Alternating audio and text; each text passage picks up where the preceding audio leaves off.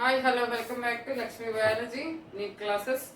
So మీ ముందుకి next ఇంకో న్యూ డాక్టర్ కోర్స్ అయితే తీసుకొచ్చాను నాన్న. న్యూ అంటే కొత్తదేం కాదమ్మా, అంటే తెలియని వాళ్ళకి ఎంబీబీఎస్ బీడిఎస్ కాకుండా ఇంకా వేరే ఏమన్నా కోర్సెస్ ఉన్నాయా అన్న ఫీలింగ్ తోటి ఉంటారు కదా. సో వాళ్ళకి న్యూ అంటే కొత్తగా ఇప్పుడు ఇంక్లూడ్ చేసింది అయితే కాదు. మళ్ళీ మీరు కింద మీరు కామెంట్ పెట్టాల్సిన అవసరం అయితే లేదు. న్యూ అయితే కాదు, జస్ట్ మీకు ఇన్ఫర్మేషన్ ఇవ్వడం. ఓకే ఓకే రండి. So BHMS. సో బిహెచ్ఎంఎస్ అంటే బ్యాచిలర్ ఇన్ హోమియోపతి. సో ఇప్పుడు బాగా ఫామ్ లో ఉన్నది కోర్సు.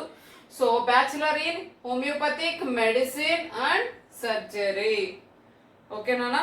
సో ఇది బిహెచ్ఎంఎస్. మరి ఎక్కువ ఫేమస్ ఇందులో ఏమేమిటి అంటే ఎలోపతిక్, ఆయుర్వేదిక్, హోమియోపతిక్, ఈ మూడు అయితే బాగా ఫామ్ లో ఉన్నాయి. అదే అర్బన్ కంట్రీలో అయితే ఏమని పిలుస్తారు అంటే యునాని.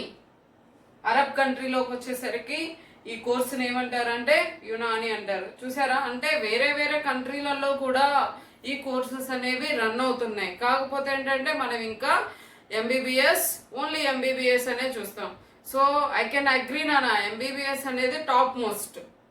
ఎంబీబీఎస్ అనేది top most, I can agree. కానీ అందరూ ఎంబీబీఎస్ చేయట్లేదు కదా. మరి అందరూ ఎంబీబీఎస్ ఓకే, ఎంబీబీఎస్ చేశారనుకో, మరి ఆయుర్వేదిక్ సైడ్ కొంతమంది ఆయుర్వేదిక్ ట్రీట్మెంట్ ఎందుకు తీసుకుంటున్నారు, అలోపతి ట్రీట్మెంట్ అని ఎందుకు అంటున్నారు, హోమియోపతి ట్రీట్మెంట్ అని ఎందుకు వెళ్తున్నారు? మళ్ళీ అంటే మన బాడీని ఎందుకు మనం ఆ మెడిసిన్ యూజ్ చేయకూడదు? అవునా, ఆ మెడిసిన్స్ యూజ్ చేయకుండా ఆయుర్వేదిక్ మెడిసినే యూజ్ చేయాలి, హోమియోపతిక్ మెడిసినే యూజ్ చేయాలి అని ఎందుకు వస్తున్నారు? మళ్ళీ రిటర్న్ బ్యాక్ అన్నట్టుగా. అవునా. సో అదొక్కటి మీరు అర్థం చేసుకుంటే చాలు. ప్రతి ఒక్క దానికి కూడా కెరీర్ ఉంటుంది, ప్రతి ఒక్క కోర్సు కూడా కెరీర్ ఉంటుంది. కాకపోతే ఏంటంటే ఆ కెరీర్ వెనక మీ కష్టం ఉండాలి, కెరీర్ వెనక దాని మీద సబ్జెక్ట్ నాలెడ్జ్ ఉండాలి, గ్రిప్ ఉండాలి బాగా. సో దాని మీద బాగా మీరు ఫోకస్ చేసి చదివి ప్రాక్టికల్ నాలెడ్జ్ కూడా ఉందనుకోండి, డెఫినెట్గా మీకు కెరీర్ అనేది ఎప్పటికీ కూడా ఎక్కడ కూడా ఏ కోర్సులో కూడా మీకు రెడ్యూస్ అయితే అవ్వదు. ఇది కన్ఫర్మ్ నానా. మీదనే కాదు, ఇప్పుడు మా టీచింగ్ ఫీల్డ్ అయినా కానీ ఏ ఫీల్డ్లోనైనా కానీ ఏ డిపార్ట్మెంట్ తీసుకున్నా వాళ్ళకి ఏంటంటే డెఫినెట్గా నాలెడ్జ్ అనేది ఉండాలి. అర్థమవుతుందా? నాలెడ్జ్ లేనిది శాలరీస్ అయితే ఎవరికి హైప్ అయితే ఉండదు. చూడండి ఇక్కడ వచ్చేసరికి అర్బన్. నెక్స్ట్ కట్ ఆఫ్ మీకు మెయిన్గా వచ్చేది మైండ్లోకి అదే కదా కట్ ఆఫ్. సో 450 నుండి 500 వరకు. అంటే ఇది జనరల్ వరకే చెప్తున్నాను, జనరల్ వరకే. సో ఇంకా రిజర్వేషన్ ఉంటుంది కాబట్టి రిజర్వేషన్ మీకు ఇంకా వీటికంటే తక్కువ మార్క్స్ వేసుకున్నా కూడా మీకు ఈ కోర్స్ అయితే మీకు సీట్ అయితే పాసిబిలిటీ ఉంటుంది, గవర్నమెంట్ సీట్స్.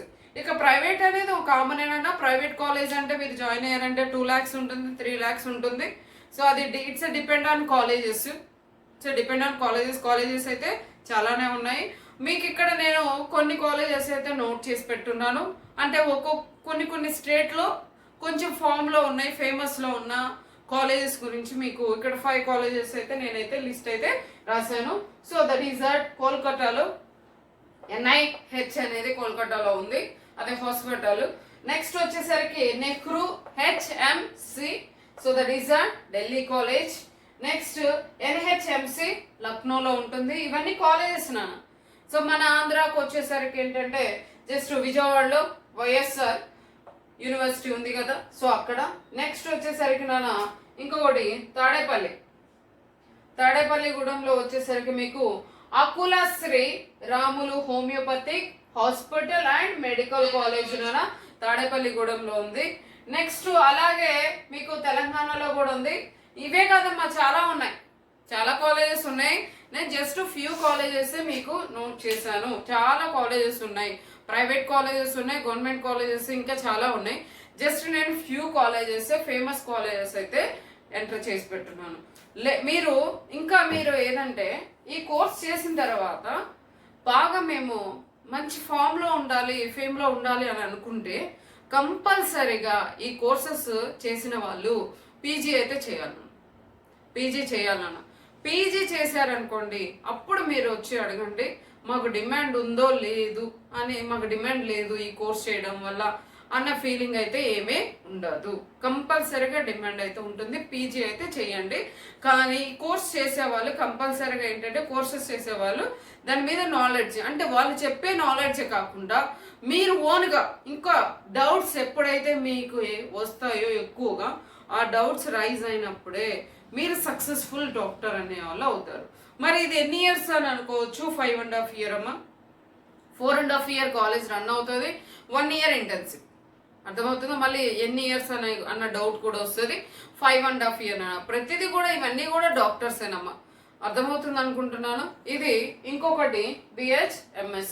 ఈ కోర్సెస్ అన్నీ కూడా మీ దగ్గరికి తీసుకురావడానికి రీజన్ ఏంటంటే, నేను కొంతమంది స్టూడెంట్స్ని అడిగానమ్మా. వాళ్ళకి తెలిసింది ఒకే 2 questions వాళ్ళు ఆన్సర్ చేస్తున్నారు. ఫస్ట్ వన్ మాకు తెలిసింది MBBS, BDS లేదా B Pharmacy. MBBS, BDS, B Pharmacy లేదా M Pharmacy. ఇంకా మిగిలినవి ఏవి చెప్పట్లేదు నా. So not only that courses, remaining courses also is available నా. నర్సింగ్ ఉంది. నెక్స్ట్ నేను ఇప్పుడు ఆయిస్ కౌన్సిలింగ్లో చాలా చెప్పాను. ఈ కోర్సెస్ అన్నీ మీకు ఇవ్వడానికి రీజన్ ఏంటంటే, తెలియని వాళ్ళు డెఫినెట్గా సో మీకు ఏదైతే పాసిబిలిటీ ఉంటుందో అది మీరు సెలెక్ట్ చేసుకొని, మీరు కౌన్సిలింగ్ అనేది దగ్గరలో ఉంది కాబట్టి మీరు అప్లై చేసుకుంటారనేసి. సో ప్రతి ఒక్కరికి మీకు యూస్ఫుల్గా ఉండడం కోసమే నేనైతే వీడియోస్ అయితే సెండ్ చేస్తున్నాను. సో వీడియో కానీ నచ్చితే డెఫినెట్గా లైక్ అయితే ప్రెస్ చేయండి అన్న. మీరు లైక్ చేయడం వల్ల నాకు కూడా ఏంటంటే ఓకే, మా స్టూడెంట్స్ అందరికీ ఈ వీడియోస్ అన్నీ కూడా యూస్ఫుల్గా ఉంటున్నాయి, సో వీళ్ళందరికీ హెల్ప్ఫుల్ అవుతుంది అనేది నాకు కూడా కొంచెం, అంటే నాకు కొంచెం బూస్టప్ ఇస్తున్నట్టుగా ఉంటుందమ్మా. సో దానికోసం మీరైతే లైక్ చేయండి, ప్లస్ కంపల్సరీగా సబ్స్క్రైబ్ అయితే చేసుకోండి. సబ్స్క్రైబ్ చేసుకోకపోతే మీకు నోటిఫికేషన్ అయితే రాదు. ఓకే.